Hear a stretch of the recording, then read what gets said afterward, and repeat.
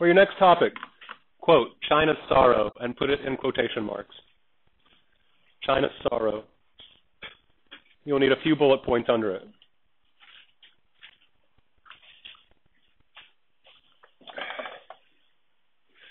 As you follow along in this part, I want you to keep thinking of the question, is geography destiny? Because right now, we're really asking, how is China's isolation, how does it destine it to be a certain civilization?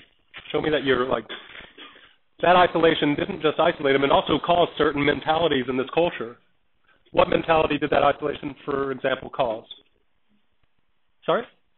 Innovative, because we can't get any ideas from anywhere else, right? So that's a good one. What others? Huh? Maybe? Self-sufficient, yeah. You could say, wow, we're the only civilized people, right? Maybe arrogance, because when they do meet Indians, for 2,000 years they've been going, we're the middle kingdom, literally the middle of the world. There's nobody but us. And then they see India, and they're probably like looking at India like, oh, hello, little people, right? Because, all sorts of ways that this could determine their culture. This river also determines their political culture. That's my challenge to you. You answer the question, how can a river actually shape the original political institutions, preferences of China, like what type of government we want? How many of you know what the stereotype of Chinese government is and has always been? Chinese rulers are, huh? Please talk loud, huh? Emperors? That's neutral. What connotations do we typically think, even of the People's Republic? The communists, and the Communist Party is a dictatorship, right? And so we've got all this like tyranny, dictatorship, no freedom, blah, blah, blah, authoritarian, blah, blah, blah, right? Which to us freedom-loving Westerners is something very, very otherworldly. One planet, two worlds. I'm going to make the argument that China's river made it actually need and want authoritarian government from the very, very prehistoric beginnings. And here's why. So China's sorrow, what is it? It's the nickname for the Yellow River. It's what the Chinese themselves call the Yellow River.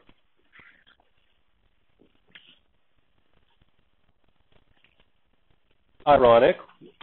Why would you call the river that gives you life in your farmland your sorrow? Next line, bullet point. You see the word on there, Loess Plateau, L-O-E-S-S. It's in the middle of the paperclip of the Yellow River. You see it, L-O-E-S-S? Loess Plateau.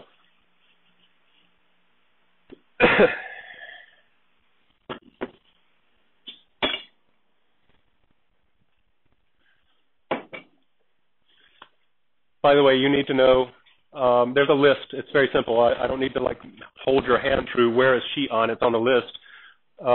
That's Xi'an. And this river right here, this little tributary of the Yellow, this is the Yellow, right? It starts in way in the west, up in the mountains, and then it goes, I'm trying to do this for Chris. Chris, just follow the shape of the Yellow River. It looks like a paperclip. So it's flowing west, east, and then it starts going up through here, and then it does this radical north-south, northward bend, and then just boom, southward for a long time. This is elevated. It's a plateau. It's a plateau. That means we're going from highland to lowland. Tell me what that means about the current of this river at this part. Please loud, huh? It's strong and fast because it's going from high elevation to lower elevation. Notice, this is a plain. It's sea level. What happens to the current of the Yellow River when it hits sea level after going down a plateau? It slows down. Water is rushing downhill, water hits sea level and flows on sea level in a plain. Water slows down, current slows down. I'm not going to cross the Yellow River in the plateau. I will get washed downstream. I would think about walking into the river on sea level. It's a slower current. Who cares? Why do they call China sorrow China sorrow? It's because this bizarre Loess soil. What is Loess soil? Its color is yellow. It's a soil type. It's a yellow, baby powderish, incredibly fine soil. Yellow baby powder. Picture that. Let me picture it for you, actually.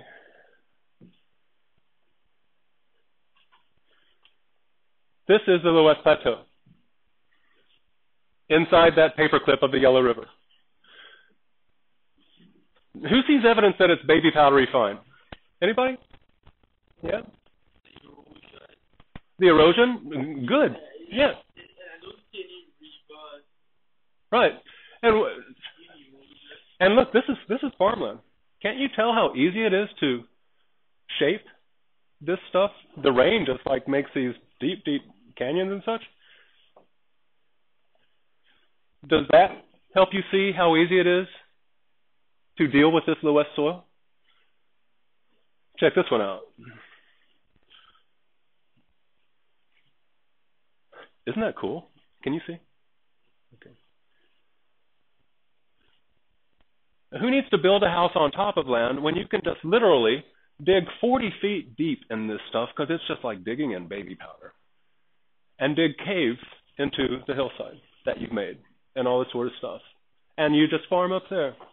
They live in caves all over this area of Shanxi province, the Ordos Plateau. Yeah. Probably through reinforcement, beams, plaster, whatever, the same way that tunnels do when you tunnel under land. It's a good question. Okay. So why would they call this China's sorrow? It seems like a pretty convenient thing. The flooding. Who said? Follow me. You're right. Nadine's right. That Loess soil. How does it work? How is there so much freaking baby powder on this plateau that you can literally dig 40 feet straight down and it's easy? Right? You don't hit any rock or anything else. Why? Because the stuff comes from the Gobi Desert.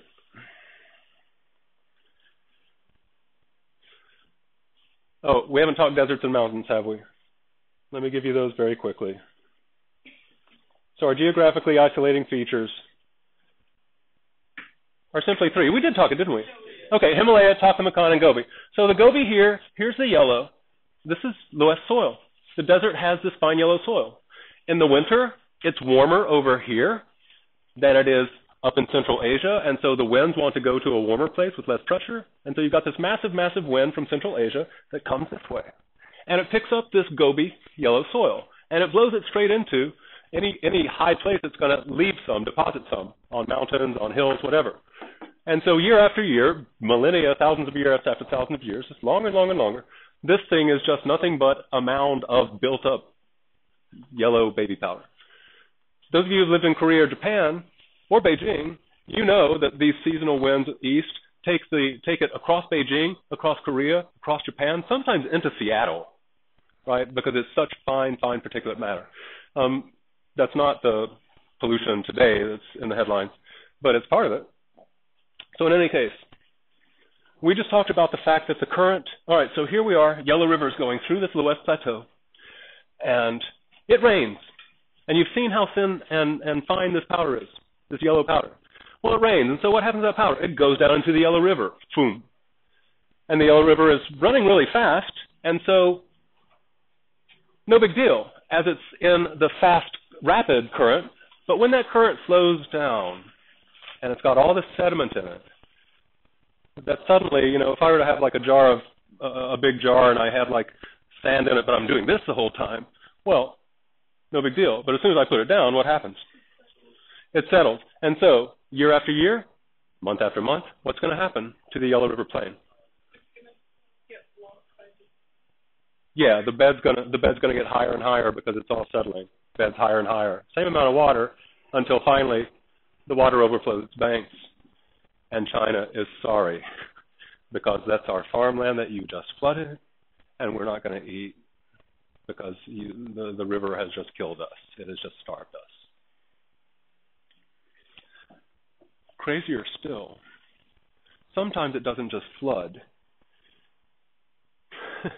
This river, because of that Loess soil, Central Asian wind, and Ordos Plateau, Yellow River thing, that process, this river changes courses, as in paths. I want you to notice right now, this is it today, and it flows out here into the Yellow Sea. Just as frequently in Chinese history, it flowed down to the south of this little thing here. down here. So it would change courses. Totally as unpredictable as those nomads. The nomads are unpredictable. You never know when they're coming. You never know when the Yellow River is going to flood, or worse yet, change course altogether. Can you picture what happens when a river changes course, a major river? Picture the Mississippi going, New Orleans, no, let's do Miami. And just, right? And suddenly, like, what happens to both places? One is flooded and the other one's dry and starving. Now, is anybody ready to field my challenge that this situation, the thing that gives us life, can also kill us? How can we control this, or at least minimize the threat of flood? Come on, smart people. Huh? Dams? What else? Yeah. Simpler ones. Because dams is trying to just keep the water from, like, going. We want to make a lake or something. Dikes. Good. Dikes. Dikes are walls along the side of the river, right, that just keep the river from getting, okay, if the river's going to raise, we're going to build walls that make it, able to raise higher without flooding. Levees. Dikes. There's one other thing you could do. Think about it. The riverbed's getting too high from all this silt, so what can we do to the riverbed? Dig. That's called dredging, if you want a vocab word.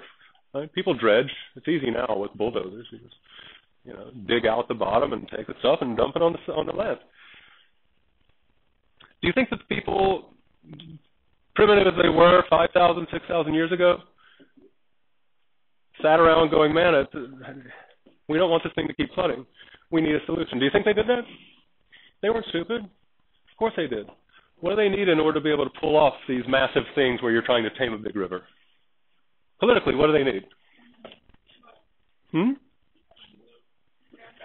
I can't hear you. Money? A dictator. Thank you. A dictator. They need somebody who will say, we are going to build a levee or a dike, or we're going to dredge where this river changes course every 5 years, whatever, and kills us. You don't have a choice. Because if I gave all of you choices, some of you would be asocial, resistant, and it wouldn't get done. And You are going to cooperate with everybody else to tame China's sorrow so that we don't all die. Agree or disagree?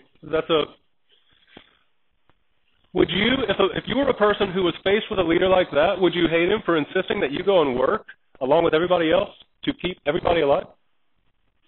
And yet he's a dictator. Now, what would be necessary further for you to hate this dictator? Because so far you don't hate him. Mistreatment. Okay, thank you. And so let's get that distinction, right? At this point, this is just a dictator who is doing things that we need to do. It's for our own good, not my own good.